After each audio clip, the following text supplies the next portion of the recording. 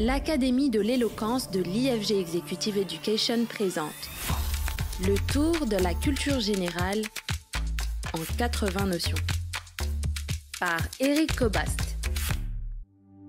Saison 7, la représentation de la réalité. Parole, parole, parole. On connaît la chanson. Une chanson qui dit que les mots n'engagent à rien, qu'ils sont naturellement menteurs, sans conséquence, déconnectés de la réalité, c'est-à-dire déconnectés des choses. Les mots ne renvoieraient pas aux choses. Alors la critique est ancienne. Il y aurait ceux qui parlent et puis d'un autre côté ceux qui agissent, ceux qui font. Et de ce dénigrement, notre langue courante porte encore parfois la marque. On parle par exemple d'un beau parleur. 18 vers suffisent pourtant pour que l'ordre social soit inversé. 18 vers et celui qui détenait tout n'a plus rien, pendant que celui qui ne possédait rien détient tout. Je parle évidemment de la fable, le corbeau et le renard. Le renard, pour se saisir du fromage que tenait en son bec Maître Corbeau, en effet, n'a pas perdu de temps. Mais il n'a pas eu recours à la violence, ni à la menace ou l'intimidation, ni au chantage, auquel il a préféré une chanson.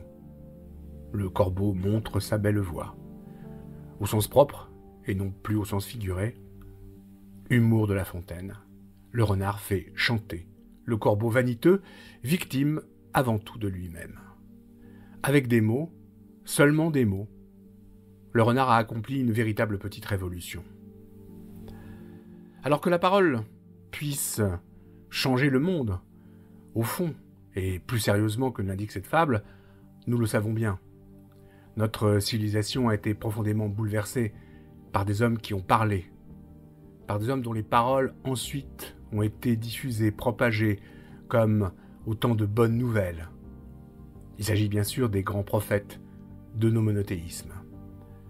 Alors que cet évident pouvoir de la parole doit être toujours redémontré, réexpliqué, eh bien cela ne manque pas de surprendre.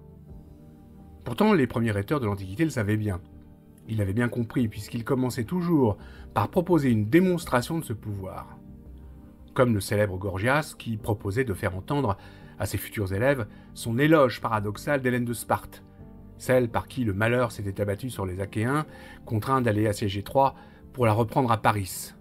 Hélène, la femme fatale, Onie, détestée de tous les amateurs de l'Iliade.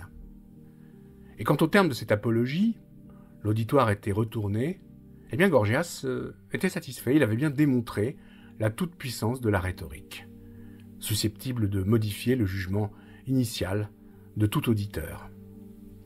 C'est ainsi que se constitua cet art de bien parler, arme fascinante et redoutable, indispensable à tous ceux dont l'intention est d'influencer le jugement des autres. Art de bien parler, la rhétorique se nourrit en effet des pouvoirs de la parole. Elle fascine et, en même temps, elle inspire la méfiance. Dès le Gorgias de Platon, Socrate dit en effet au personnage éponyme que la rhétorique n'a aucun besoin de savoir ce dont elle parle. Simplement, elle a découvert un procédé qui sert à convaincre, et le résultat est que devant un public d'ignorants, elle a l'air d'en savoir plus que n'en savent les connaisseurs. En quelques mots, au fond tout est dit. La grandeur et la misère de la rhétorique, mais surtout ses dangers. À quoi il est difficile de ne pas ajouter ces mots célèbres du poète Francis Ponge, extraits de Proème, publié en 1966, je cite Francis Ponge, « C'est alors qu'enseigner l'art de résister aux paroles devient utile, l'art de ne dire que ce que l'on veut dire, l'art de les violenter, l'art de les soumettre. Somme toute, fonder une rhétorique, ou plutôt apprendre à chacun l'art de fonder sa propre rhétorique. Voilà une œuvre de salut public. »